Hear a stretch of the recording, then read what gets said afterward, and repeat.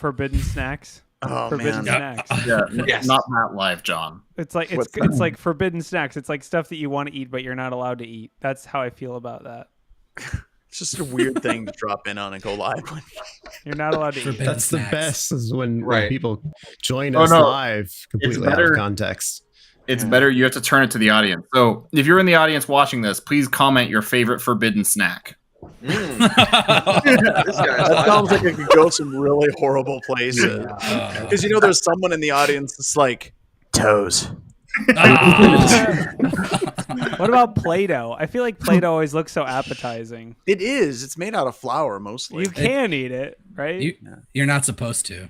What? You're not It's like supposed raw it's raw flour. Like Yeah, You're you're not not supposed supposed to to eat Play-Doh? Wow, this is news to me, Wade. as someone who's ate Play-Doh, let me tell you, you should not. This is why you come to this news show. Breaking news: you should not eat Play-Doh.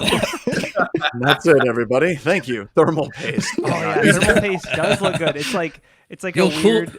Yeah, You'll cool down too as you eat it, right? That's Like true. that's how. Desiccants. So, Don't like eat if you ever breast burn the meats. roof of your mouth, just smear thermal paste all over Yeah. it. forbidden snacks. Gwen meaning, like, brought if in. you- What does it mean forbidden? Well, Gwen, that's up to you now, isn't it? For interpretation. I mean, there was that guy that ate like an entire Cessna airplane, so it can be forbidden and you still eat it. Was his name? I feel like that's not a Jeremy. snack, though. That's at by least any a meal. chance? Straight maple syrup. Mine is V8 because I'm pretty sure I'm the only one in the country that drinks that stuff, like the low sodium man. V8. You really? I like V8s, but I just never buy them. Like I don't know anyone over the age of like 30 or like who buys. Didn't I tell you guys V8s? the story about my V8 addiction though? No, I never heard this one. So when I was at DerbyCon, they always like to ice you, and I stopped drinking a number of years ago, and they tried to ice me, and the backup was lukewarm, spicy, hot V8, and they'd be like, "Well, you got to drink this now," and I'm like, "That's good." Hand me another one, and I loved it, and I kept drinking it. Yeah. So I celebrate the entire V8 catalog: the spicy hot, the low sodium, the original. Once you get into the fruity V8, though, that crap's V8 like, splash. You're not splashing around. no, I'm not splashing. I'm not. No, I that's imagine sewage. John has a mini fridge stocked with just. So what are your I feelings on do. Clamato? Actually, you mentioned that. I've got a fridge like right over there, and it's stocked with V8. Like I'm It's not not even a mini fridge; it's a full size. That's a regular fridge. Well, yeah, John, that's true. go big or go home. I'm the owner a of the giant company. You mini think I roll with fridge. mini fridges? See, he disappeared. I wanted to get his feelings on Clamato. Like what other tomato-based beverages is John into? Right? Like I like V8s, but I also really like micheladas. But that's if you don't What? drink, you're not michelada. Have you never had a michelada? Enchilada? Oh, he's gonna. Oh, man. ASMR. Whoa. Drinking. Oh, John wow. drinking ASMR. Oh, he drank it off When does camera. We don't know Clamato that he actually drinks it. He was I- off He said- camera during. John's trying to John's slowly working through all the kinks on this news show. First the toes, now this. So the sponsor of today's show is John had V8. a toast ready to go for some reason. He had that way too quick. V8 does not taste good coming back up through my sinuses. You a-hole. Ugh. Oh, John, I still want to know what's your feelings on Clamato. On what? Clamato. That sounds like a disease. What is it? Is it like Oh, you never clan heard of favorite Clamato? beverage? Oh, please, by all means, oh, look your it newest up. addiction. Yeah, my newest addiction. Maybe that's I the don't Newman's know. own brand. Newman's Own. I'll have to try it. Are we ready to kick this thing off and like do serious security stuff? Kick I the think bucket. it's We time. do serious security There's- stuff here. There's so much of it. We should get started. All right. Rolling the finger.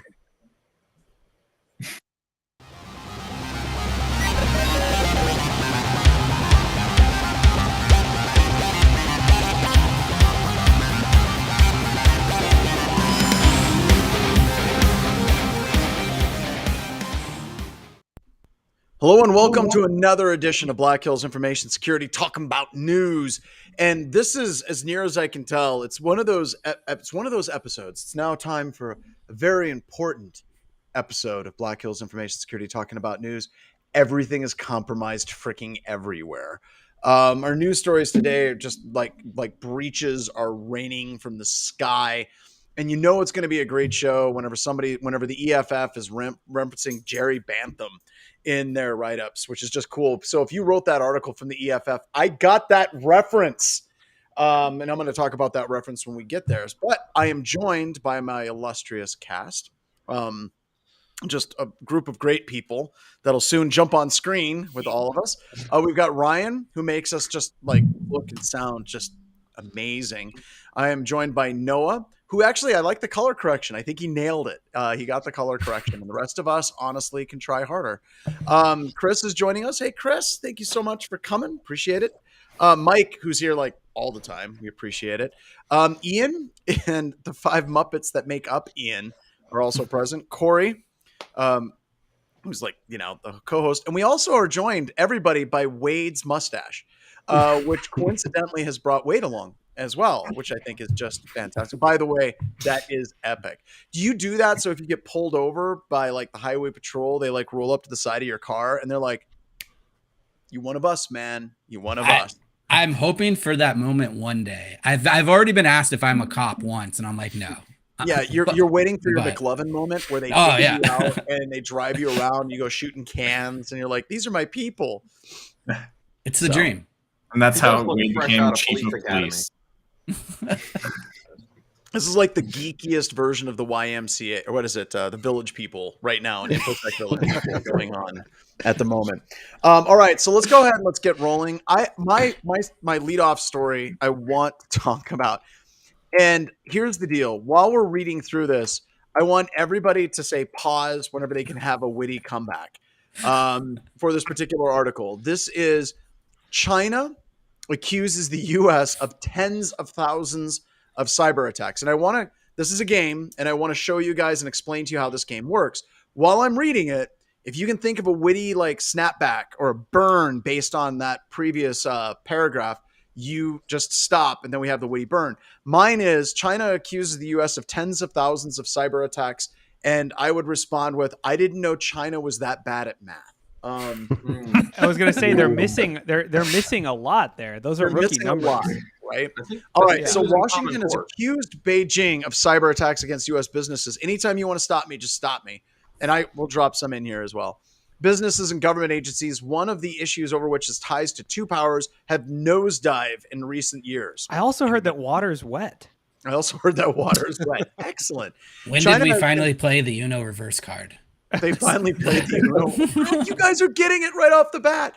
China has consistently denied the claims and in turn lashed out against alleged U.S. cyber espionage, but has rarely made public disclosures of specific attacks. But denial's the river in Egypt. They got the wrong country. Yeah. But a report released on Monday by the National Computer Virus Emergency Response Center, also known as CERVIRC, accused the U.S. National Security Agency of carrying out tens of thousands of malicious attacks in their network targeting China in recent years. Also known as Nmap. Wait, hold on. What is CERVIRC? Is that did they make up CERVIRC for a press release? Like, has anyone heard of this before? It's CERVIRC, I think, is their CERT in China. Oh, okay. All right. Now this next one I got. Why would the Chinese name it English names though? Shouldn't it be like, I don't know. It's probably a lot cooler in Chinese. All right, we all know it's probably called like Lashing Dragon, Hacking Death Dragon. Team. Oh no, it's like super happy fun time computer emergency go. Come on. It specifically accused the NSA's Office of Tailor Access Operations of infiltrating Northwestern Polytechnical University in the city of Xi'an. Now, I'm going to shoot back at that one and say, no, it didn't, because if it was TAO, you wouldn't have caught them. The university is funded by China's Ministry of Industry and Information Technology and specializes in aeronautical and space research. Come on, this one's a T-ball. You guys got this one. Well, first off, that division is a subdivision of the reverse engineering portion of innovation. I was gonna say, did we break in to steal back the Saturn That's- V design? Bingo! Yes. We're like, actually, hold on, we lost this because we defunded NASA, so we're just gonna hack back in and take it back because we forgot how to build rockets. That's The called China- a backup, Corey. Backups in China. Storing from backup. We're just so storing from awesome. backup. Hold on, where are the backups at? Oh, we're at this university in China. We actually lost access. They We'll get think it. they took it. We gave it to them so they'd keep it safe for us. They accused the TAO of stealing over 140 gigs of high-value data in recent years and received assistance from groups in Europe, Southeast Asia, and Cyberattacks said in the report, which was co-authored by the private cyber firm in China called Quaihu 360. Oh, I think they actually make my cameras. There is no such that I thing as a use. private Chinese cybersecurity firm. They're just all the Chinese government. Correct. Just like Israeli companies are not Israeli private companies, but ran by Israel. Very good. Excellent. The foreign ministry in Beijing on Monday condemned the alleged attack, saying it seriously endangers China's national security and users' personal data security. Just let Stop that. keeping your let user that personal soak. data Let inside that of your soak in. university servers. Yeah, and Next to like your rocket. personal. Like, when did China care about people's privacy in China, unless they were a bunch of Uyghurs in a camp? Well, no, That's they've all. been they've been very Ooh. like respectful of people's privacy if they oppose the government. Yeah, and They put don't them want in their camps. information getting out. Right. It depends on your social score, right? If you score a 10, you get a little privacy. You don't get watched while you go poop. But if you score a 5, like, oh, you're Did I don't they know what steal? happens. I'm sorry. Did they copycat press releases accusing other countries of things? Like, is that? I think they did, actually. I think they literally copied and pasted oh, it. that was good. But they like. Wait, is this the part where we reference a private security firm in their investigation? They're like, we need to make one of those. Someone go make one of those so we can reference it. Lyle's going political in the comments. He's like, Hillary Clinton. Look, glass houses, dude. Glass houses. We're not going to go down politics. Don't drag us down. Also, you're a dog, so you shouldn't be like woofing. We're not that kind of Profile dude. pic- I don't know. On the internet, nobody knows you're a dog, so it's cool. The dogs are getting political. What do we do? Yeah. So and we try to go political every They once score in a pretty while. high on the social economical scores. But so. I think that's enough. But what a funny story. I think it kind of nailed it. You guys nailed it with, it looks like a template, like an absolute template on exactly how you call out cyber AI. espionage. It's got to be AI written. They just fed it all the security accusations. Speaking of AI, it's Bronwyn, who looks like a dead Jedi in her colored Okay. No, Obi-Wan keep it, Kenobi. Keep You're it, my Bronwyn. old- Bronwyn, it looks awesome. You look like you're at the end of a Star Wars movie to give us the advice that we should have had 2 hours prior in the movie. Use the Force, John. Should I go get my lightsaber? Yes, let's Is he- complete Okay. it. Yes. Okay. We got on my Jedi way. Bronwyn is She's back. actually gonna The do power it. of Elon Musk's satellite technology. There she goes. She's going for it. How long do you think till China like puts a ban on some person coming in for hacking? Like how we have like I'm sure I'm already banned for going. Ju- out. ju- That has to have already happened. for this alone, this newscast. But Yeah, this alone right here. But I saw the Olympics in Beijing, and I'm just going to tell you, it wasn't a very good brochure for that country. Like, it wasn't like, oh, I want to go there. No. I don't even think I can go to China anyway, for other reasons. For what you said 5 minutes ago. You know, what we should do. He has it. John is And she brought Chewbacca as well. There's the hologram of Bronwyn. There, we're set. This just made my day. same Now, pixel Bronwyn, rate. if you could make your dog go, that would be great. No, All right. I'm that well trained. Sorry. So next story, speaking of countries I can never go to, this is a Newsweek article, which is weird because Newsweek very rarely has good news. Apparently, hackers are honey trapping Russian troops into sharing their location, and their bases are promptly bombed. This is a play straight out of the deception class. I'm just saying, right? Oh, for sure. You're right, because it's right in that section of slides where I'm like, use sex so you can bomb people. Oh, they're doing it. Yeah, they're doing it with conventionally attractive women. I like how that. Yeah, is it like on Tinder? It's like, where are you at? Let's meet up. Oh, I'm at the military base. Not a problem. Just tell me. Where's that at? Give me the Just tell me the exact coordinates in azimuth. And it's funny because there's Take actually a picture quote, of the sky. There's actually a quote right here from Kinish, one of the people in Ukraine that's doing this. He basically just said the Russians, they always want to beep. They send a lot of shit to girls to prove that they are warriors, including their locations. Oh man, I mean, look, this. But Corey, was it you that said that it felt like this was months ago? You felt like the Ukrainian war was like Looney Tunes. Like you were just waiting for drones to drop anvils out of the sky. Yes, well, this is the next step. Now it's like, literally, this might as well just say Ukraine would like to know your location. Approve. No, it's not even that. Corey, you already had it. It's literally the air whole tag. Bugs Bunny dressed up as the Lady Bunny and Elmer Fudd. Right. It's the whole. You got the whole thing. We found these air tags on the tanks. What do we do with them now? They're just everywhere. Like someone Put keeps them- putting. You know what? I want to create a meme that's an air tag. Dear Russian soldiers, if you find this, put it in your boot for luck. But this is so. But do you think that PsyOps is this bad, or OPSEC is this bad for every military, or is it just that the level of quality of the Russians that are in the military right now is this poor? It's that bad. I think it's both. I think it's a modern war, right? Like we haven't really seen a modern war where everyone has the power of computing and communication in their hand yet to this level, right? Where technology is working, all right? Yes. Unlike Where technology is working. Unlike the Middle East, where there's not going to be cell towers as much, but here everyone's up to par. I think that's one of the big things that we're missing as well. Oh yeah, I would say anytime you have the lowest common denominator, so to speak, is responsible for physical security, you're gonna have gaps, and we've seen this not just in war, but in everywhere. If you rely on every employee to secure the building isn't secure. You have to you can't do that. It's your fight. And I also watch the door, Bob. There was that whole issue with the U.S. DoD not that long ago that folks would go and run around the bases, and this was back when Fitbit would publicly put your data up. It was that's weird. There's this place in the middle of the desert where people just run in a heat map. circles. Yeah, a heat map. Huh. Yep. Yeah, that was the Strava Interesting incident. how that works. Strava is awesome. Yeah. It is, unless you are trying to hide your secret military base. It's less awesome. Well, it's funny. Yeah, unless you're trying to hide it. So, and I also feel really horrible because I think that this goes into a user awareness. Like, there's got to be a lesson to be learned here as I'm waiting for the Jedi Nitrous to bring it out.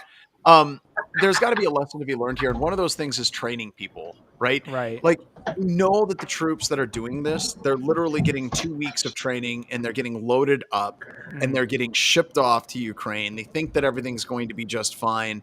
And seriously, it's just they're not preparing these people well enough for what they're going into. No, and I think it's basically hard to train people. Everything you do with your cell phone is the enemy's property after it leaves your cell phone, basically. And then it's a tough dynamic to get across. Like, oh, this picture has geolocation information. Oh, someone can just ask where I'm at, or like the crazy depth that the internet can go to find where someone is based on pictures or other things. Like there's that documentary about like don't mess with cats or whatever, where a guy was abusing cats and taking pictures of them and posting them, and people were like, they like looked out the window and saw like a certain tree and they were like, we found the zip code where this guy lives. And like it's crazy how in depth it can go. Like we've seen it with CSAM. Like people will take like a photo and in the background they'll like identify a certain radio that was like only sold in a certain area. Like it's crazy how much data is there to dig through. There was that one where I think Shia LaBeouf put a flag up right? Or Right, something. yeah. And then it was just looking at the flag in the sky, Yep. and people are able to track it down via the contrails of airplanes. And which Or the And then- contrails of airplanes, or like the stars. Like And it's then just they hiked out there and pulled it down. Yes, they did. Which I'm just gonna say, like, I don't remember what was on the flag or anything, but total a-hole move and I think it- brilliantly funny at the same time. Yeah, but the point is, if you're a Russian soldier, the training is like, don't do anything to anyone for any reason ever. Like it's like, Yeah. you know, If you have incredibly attractive women that are talking to you, remember you're a backwoods redneck Russian missing all of your teeth. But they're in my area. It says they're in my area, Yeah, right? right Like, in they my got to be area. around They're here close. somewhere. Are they in the barn? Single or and like- ready to mingle. Hot singles in forward operating base. They said I'm they'll in the give me- forward operating. They'll I don't even think said the term Okay, is actually- in your area anymore. It should they be did- within they did strike get told distance. What's wrong? That She she did. Strike distance. Within Bronwyn? hot singles within strike distance of your location. right. No, the bit about your phone telling everybody everything about you is also great for conspiracy theorists who think that if they get vaccinated, they're going to be chipped. It's like, the government point. doesn't need to chip you. They already know You everything they could possibly want to know because of your phone. Right. Speaking of crazy ass conspiracy theories, let's talk about the EFF article, Fog Data Science. Oh, did, yeah. did you all read this? Not yet. No, Oh this is my like the God. one I haven't read. I'm very Oh. scared. So this one has the Jerry Bantham reference, and I want to see if anybody in the audience can find the Jerry Bantham reference in this particular article. So there's a bunch of firms out there that are basically collecting all kinds of geolocation information, and this is just another company that is hooking into just crazy amounts of data. And you can search for specific devices. You can do searches on specific locations. Once you get that location, you can get a full pattern of life for the devices and the people. So it can show things like where the device owner sleeps, where they work, where they study, where they worship, any of their associates. And they can also pull anonymous devices back to individuals as well. And, you know, once again, I think Bronwyn absolutely nailed it. People are all worried that you're going to get chipped by Bill Gates whenever you're literally carrying around a mass surveillance device out there. And what are they saying? Fog Data Science's proprietary platform has been architected with massive scale in mind and provides predictive analytics and near real-time insights on how people go about their daily lives. 250 million devices each month, 15 billion location signals each day, 10 million fenced points of interest, 1 million daily events, US and international data. So there's all these different data brokers that exist out there. And like, if you're looking at things like Twitter, you're looking at ad data, you're looking at Facebook, all of these different groups will sell subsets of data to various organizations for the right amount of money. This is very similar to what we saw with the Cambridge Analytica stuff moving up to the election in 2016, and how they were actually able to utilize ads and see how those would spread, and then basically pull and correlate that data and come up with really, really targeted profile advertisements for those people as it related to political ads. So this is just yet another company that has this. And I think what's interesting is this isn't just an issue for law enforcement. I mean, this stuff can be used in a wide variety of different things, anywhere from law enforcement, of course, defense contractors, and also looking at advertisements, like very targeted political ads in specific geolocations. It's kind of ridiculous, the amount of information that we give away constantly. And we've talked about it on the show a lot, and I kind of want to open this up. This is an area of security. I think it absolutely is. But one of the things I've wanted to ask is kind of a different way of looking at it is, this is something we're not testing, right? And when we're testing access. Can we hack into it? But I don't think there's anyone testing saying, what is all the horrific things that can be done with this level of data? We're not asking those questions. And how the hell do we get to that point if things aren't tested? Sparks flying. Can they please tell me when a truck needs an oil change? But I don't know. How do we end up testing these things? I don't know how we end up testing them, but I will say it is an unfortunate truth that many of the largest organizations that have the type and scale data that can be used for the type of data science they're talking about, inevitably you hear some news story about them firing their ethics team or firing. There was it's not listed in here, but there was a story recently about all the ethics and innovation folks at Facebook being dismantled, like when trusted computing was dismantled at Microsoft and spread over. And it seems like every time these organizations say, hey, maybe we should think about how this data we have could be weaponized, that I have a feeling some meeting happens and they go, oh yeah, we're not going to explore that further. Well, we're just going to kick that. So under there. where does it even come from? Where does all this data come from? Like you can actually pay, well, there's a bunch of points where they actually get the data. But whenever you're getting into like, I don't know if I should share my screen, probably give too much information away, but you can get an account someplace like TransUnion. And TransUnion, like we sometimes use this on our tests, right? We can put in a name, put in a location like a city, find an individual, and for $5, we can get their credit card information, their license plates, all of their loans. With their license plates, you can see if that license plate was seen by any traffic cameras in cities. So you have cities that have traffic cameras and they're collecting money from people running red lights, but then they're also selling that data to data brokers. You have financial institutions that you have a loan with. They're making money off of you for that loan, but then they're also selling that information off the back end as well. Phone companies, cell phone companies are making money off of selling your data, and these large brokers basically then take all of this data, or they take the data from the brokers and then aggregators pull all that data into a single platform. Mm-hmm. So it really comes from anywhere that anybody can track anything about you, which is almost everything. They're selling it out the ass end to a whole bunch of data aggregators and data brokers as well. Okay, I think that this comes down into a two-part question. Is number one, how do we figure out or think about the worst case scenarios? And there's an answer, and that's watch the conspiracy theorists. They always have that worst case scenario. The harder question is, how do we test it ourselves? Exactly. And that's where it gets confusing, and that's where some of the ethics might come in, because maybe the only way of doing it is by purchasing some of the data ourselves. Well, and if you remember, Stephen Colbert did that. Stephen Colbert did that. He actually posted an ad, put it out, and then like I can't remember, it was like some erotic fan fiction by Ted Cruz or something like that, and a whole bunch of people in DC clicked on that ad. Right? I mean, that literally happened. I did link that video. So for those who are interested in that, like, go check the video out in Discord. But I did link it. Where he did do that. He ran 3 ads, but yeah, it was fun. Yeah, and the New York Times did a story not that long ago about the cell tower data and being able to track who is coming in and out of the White House and approximations within the executive branch of where they actually were and how often they were there, and that was all from public data. And you know what's interesting is that data so what's interesting is from a legal perspective, you have signaling versus content data. When you're looking at the United States and you're looking specifically at law enforcement and even military to a lesser extent. Signaling data is data that is required to allow things to go from point A to point B. So if you're looking at cell phone data, your location is something that you have to give publicly because it has to route it from tower to tower to tower, drop down into an IP network, go to another set of towers to find that other person. So you have no reasonable expectation of privacy for that because it has to be routed. Same thing with TCP IP header information.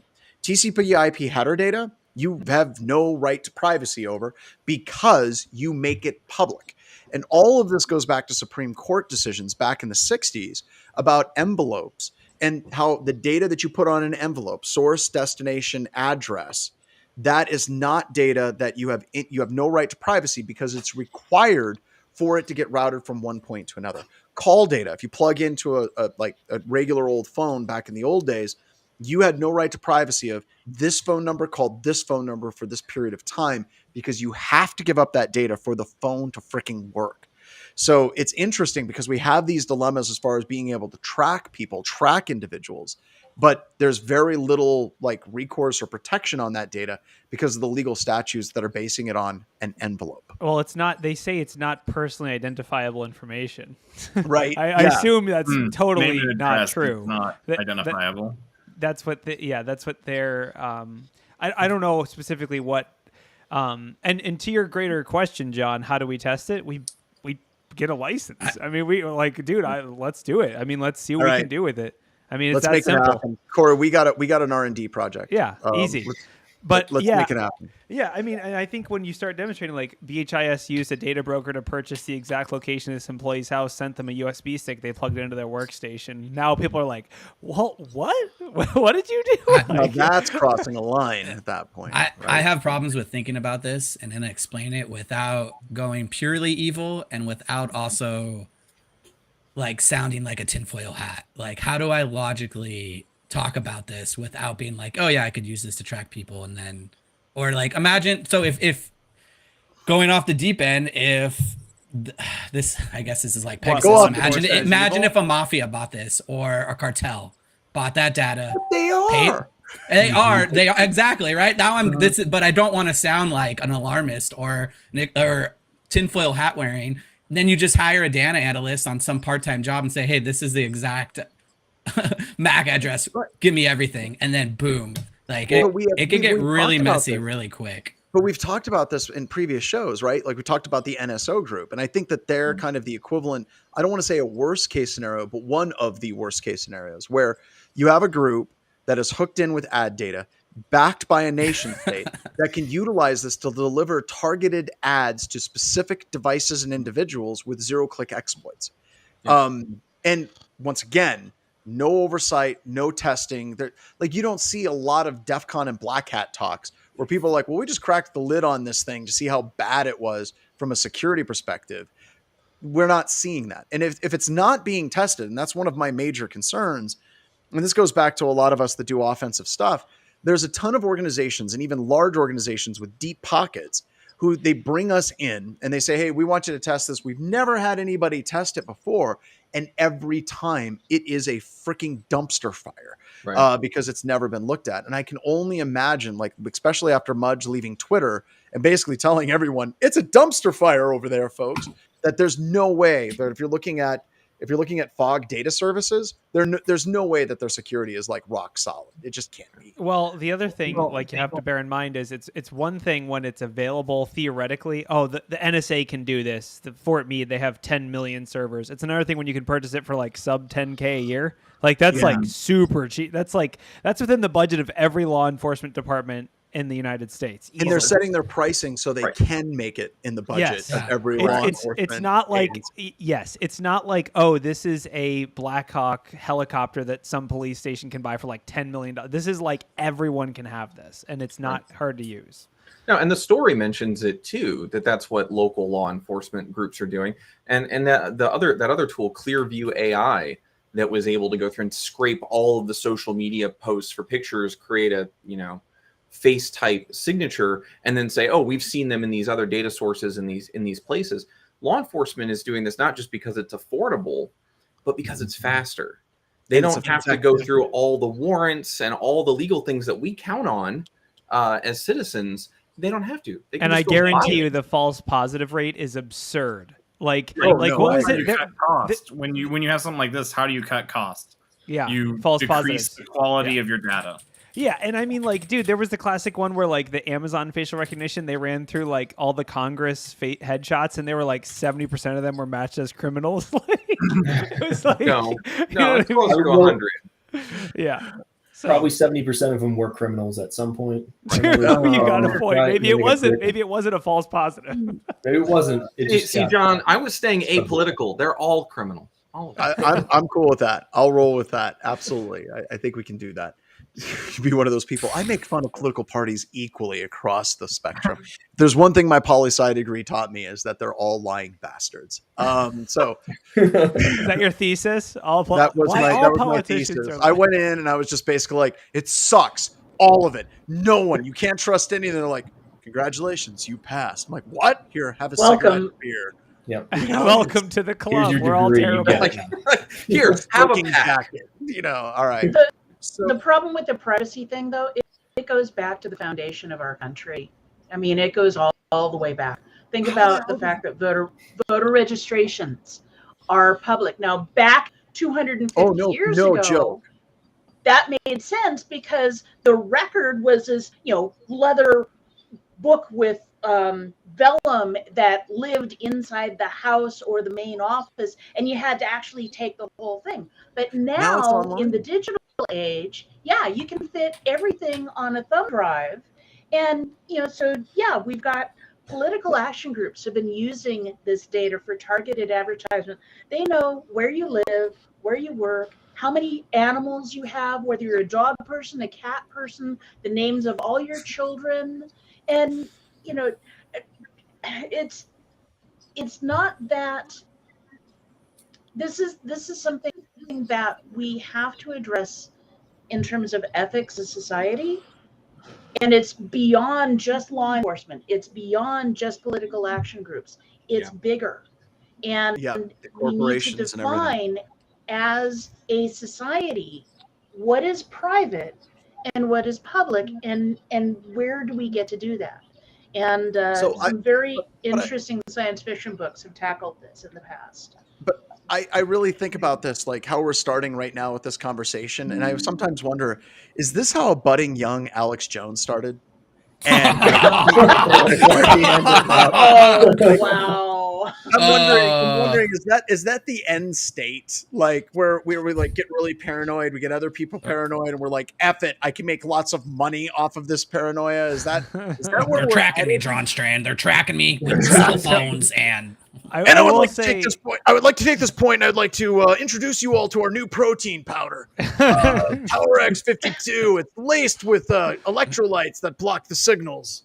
That's what plants crave. I mean, there is too long without coughing. To bring it back from the Mr. Jones discussion, there is a bill on the floor in the Senate that's like, or someone has proposed that would basically ban data brokers from selling location data or fine them for doing it. Like, this is already hitting like legislation, and it's one of those things like companies.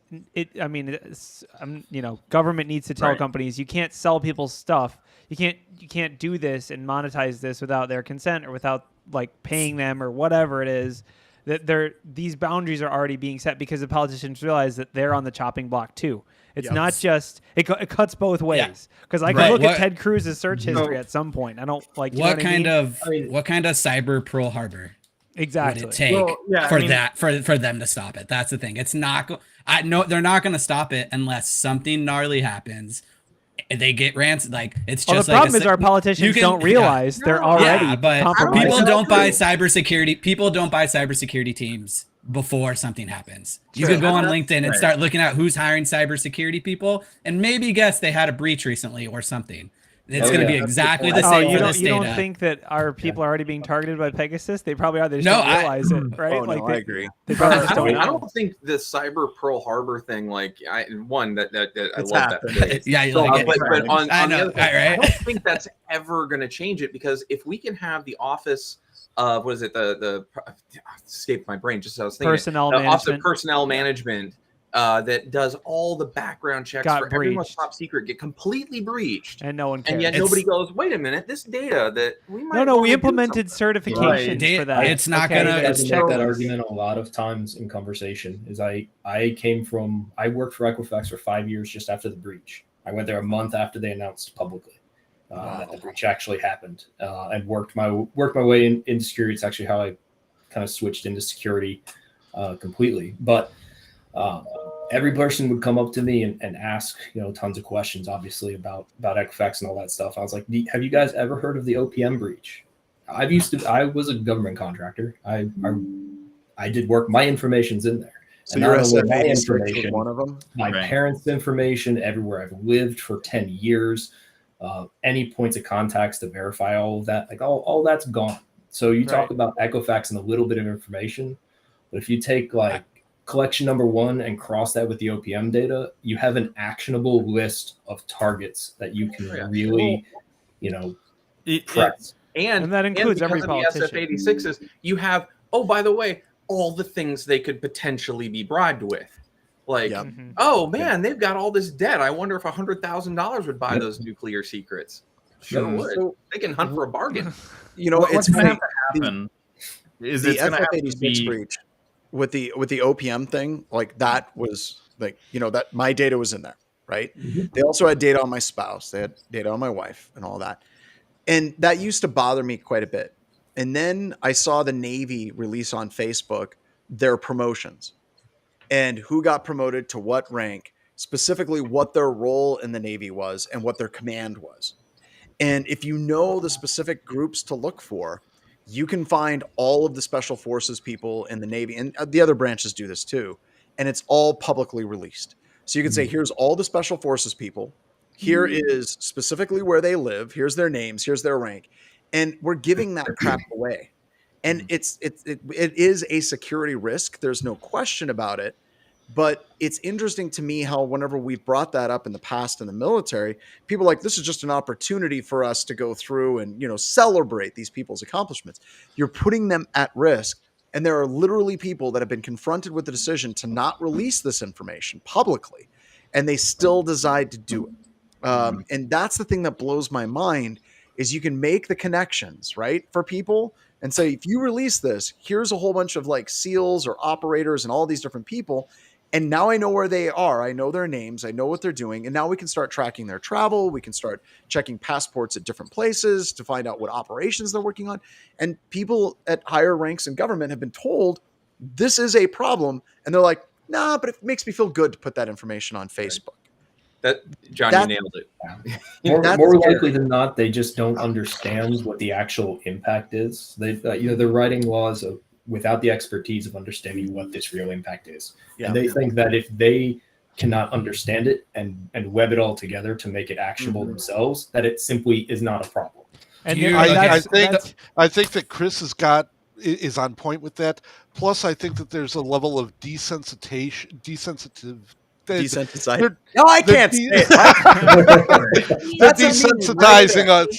Yeah, they're desensitizing the world. I mean, you look at how often all these breaches have been mentioned, and each one, it gets a little bit less and less. And you talk to the everyday people, you talk to the politicians. It's, this is a problem, but so much of this data is out there already. So what's the big deal at this point? So remember the like scene. You talked about Equifax. Is that a cyber Pearl Harbor? No. Okay. What about Target? OPM. No. Yeah. OPM. Nope. I think someone's gonna have to die. No one gives a shit. No. So here's what you have to do. Money. Remember the scene in Parks and Rec where she's like, she explains cookies, and then she's like, go type in your address on Google Maps, and then he just throws the computer in the garbage. Here's what we need to do.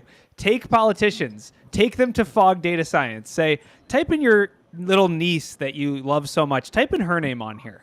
Oh, okay. Right. I understand now. I will pass you know what I mean? You have to bring awareness, because there's a certain threshold where once something gets easy enough, it starts to be abused, right?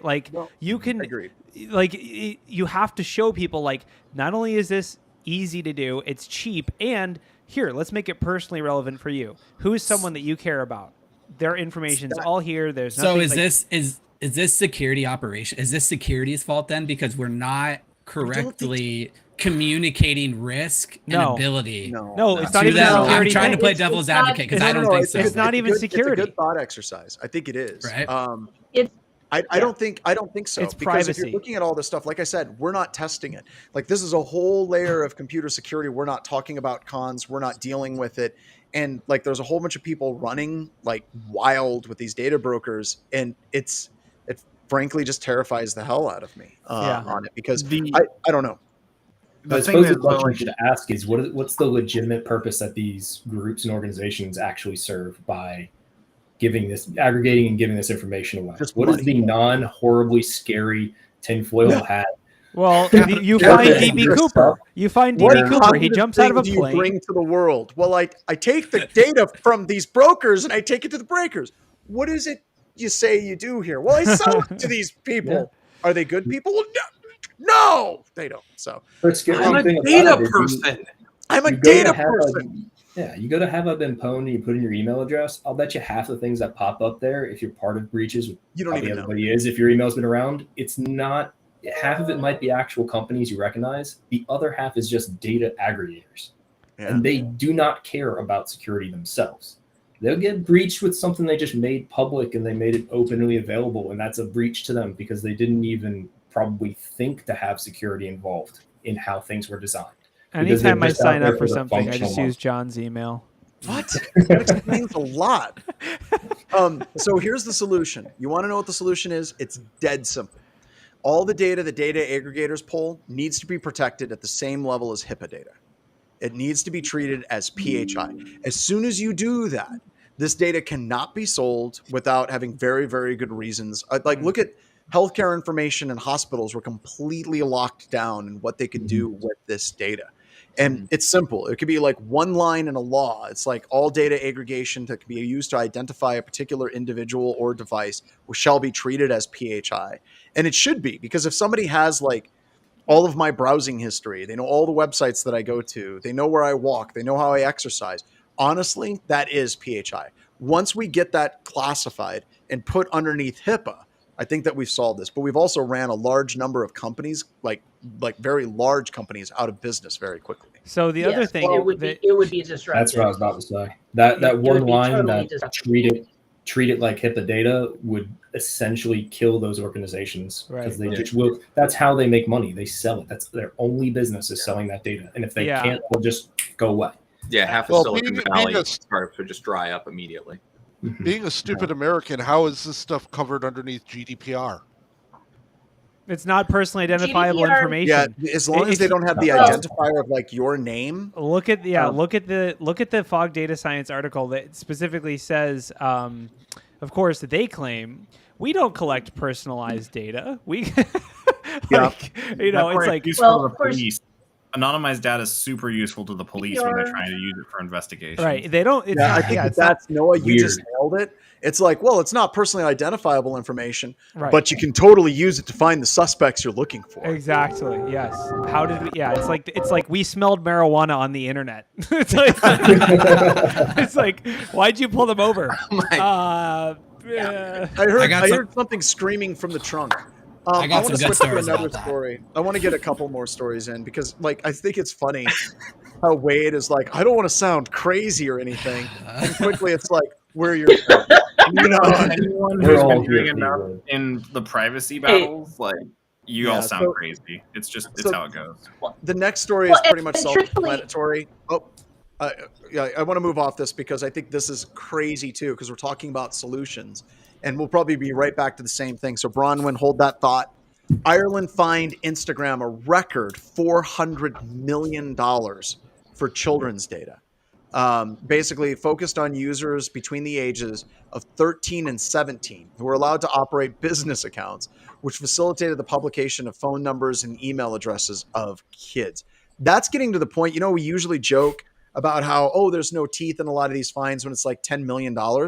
$400 million is not chump change. Or is it for Meta for Facebook? Yeah. It'll get appealed and knocked down to, okay, well, your people still want to use Instagram, so I'll give you a little discount. Right. But so this is interesting. It does say that it was because child users were allowed to operate business accounts with which automatically publishes the user's phone number and email. Man, those lemonade stands. You're 13. You're signing up for your first lemonade stand. You're like, what email should I use to promote? Lemonade stand as a service. That's not. You got to get it at the top level. This lemonade stand, I have to monetize it, so I got to use my email on my phone. Yeah, I like ethical hacker. Nuke them. Every country should sue their asses all the way across the board. I mean. Supposedly it's like 117 billion annual, so I mean, 400 million will get negotiated down to a little slap and tickle on the board. But I go back to the same article though. It says that WhatsApp got fined 225 million euros for something around the same. And did they pay it? That's what I'm trying to figure out as we talk.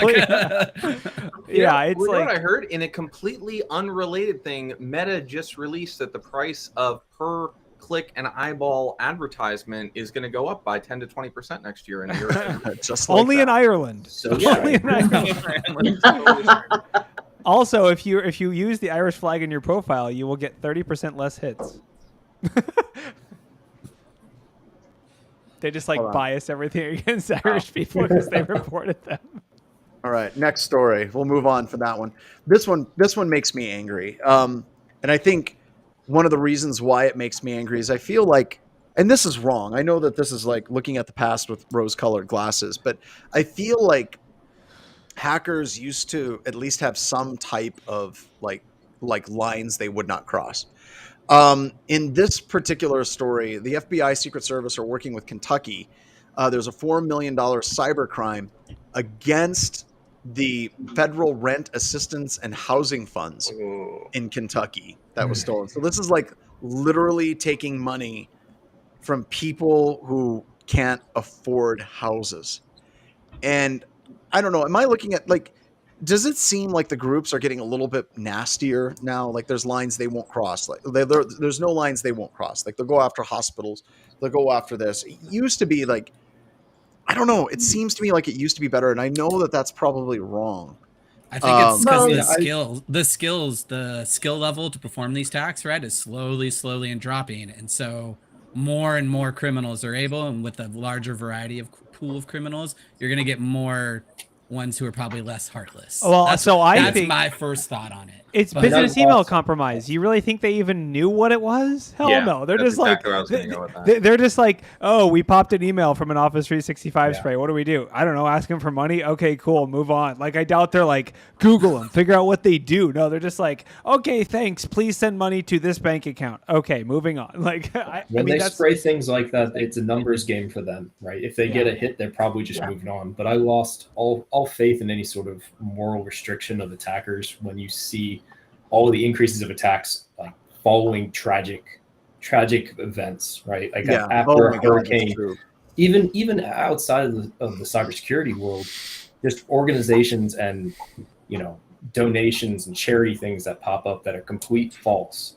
I'm surprised in the wake of these things. It's just I'm surprised you had faith. Says wait. As a blue teamer, right? Like I have no faith in anything. I've seen everything. Like you name it with an email. Oh, Joe's dog. Oh, a pup. KnowBe4 has a really good one where it's like puppies. Someone lost their puppy and has a picture of the puppy.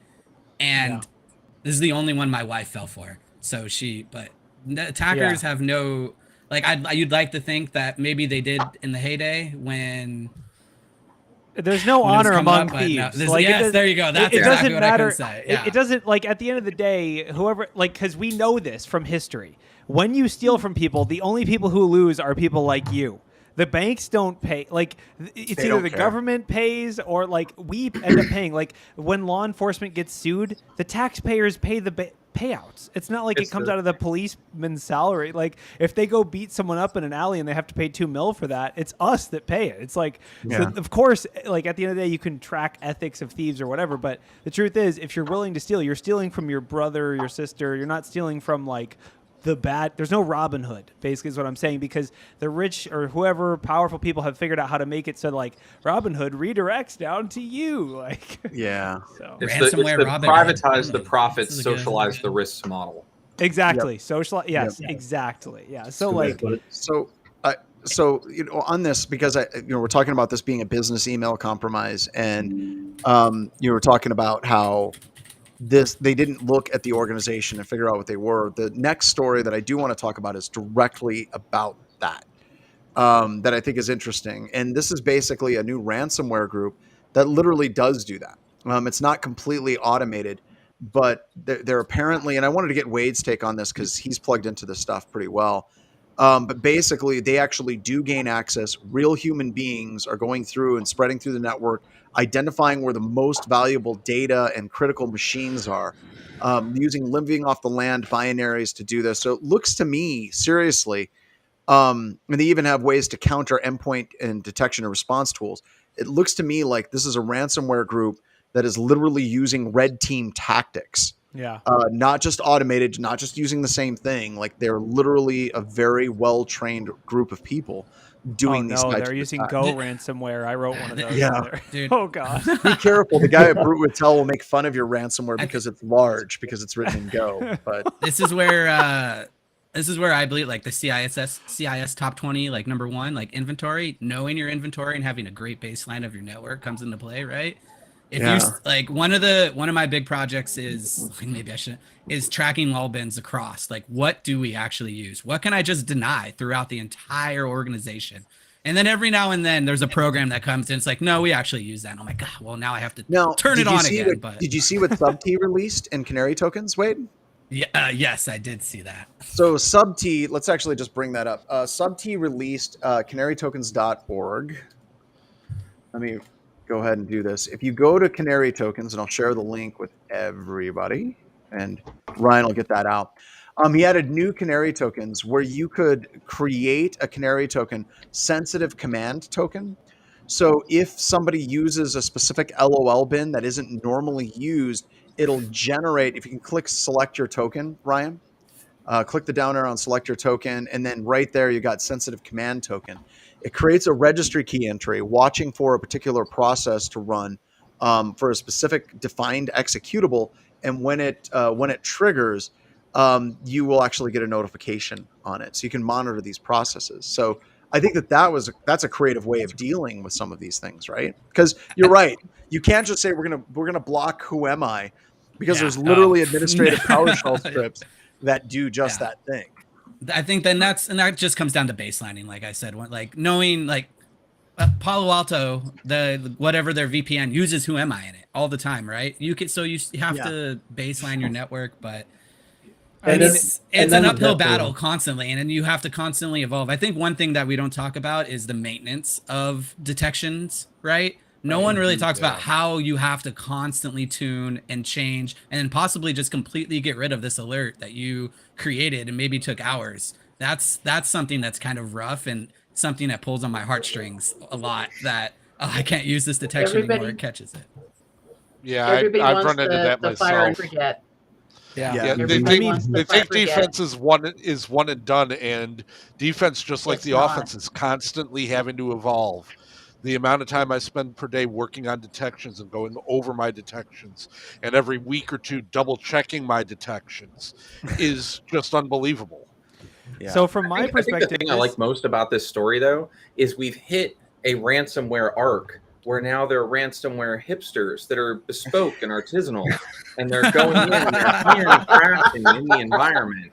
These are the vinyl hackers. I was going to say this makes me feel really good, because a lot of people always complain like red teaming isn't realistic. It's not, they don't even do what we do. Like, it's not a real thing. Like real attackers do totally different stuff, but no, I mean, this attacker is doing basically just a pen test plus ransomware. So, I mean, literally years ago, I wrote a Golang ransomware for a client that was like, we want to test our ransomware detections. I wrote a Golang ransomware. It worked like a charm. I was like, someone's going to figure this out eventually. So it's edification for me as a red teamer that like, maybe these are just red teamers gone wrong. Hopefully they're not, but like, it does show that real attackers are using tools, techniques, procedures that we use in pen tests. And it's not just like, oh no, all they do is like PS exec and, done. Like, so the bottom line of Corey's message is pay your red teamers well, so they don't turn evil. For all organizations out there, pay them well. Give your hackers hell. Days slowly go by. All right. All right. Corey, Chris, thanks. Sorry, I've been singing through my intro to SOC class. I'm burnt out. It's been a lot of training.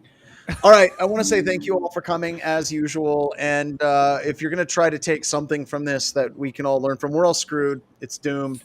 But pack it in. If you can join us for the great filter, we're going to have another episode of this next week where we discuss the coming downfall of mankind. So thank you very much for joining, and we can't wait to see you. But Bronwyn has lightsabers, so it's okay. Bronwyn knows. I'm probably not joking. She's read enough books. She knows. So with that, everybody, thank you so much, and we'll see you next week. Thanks for coming.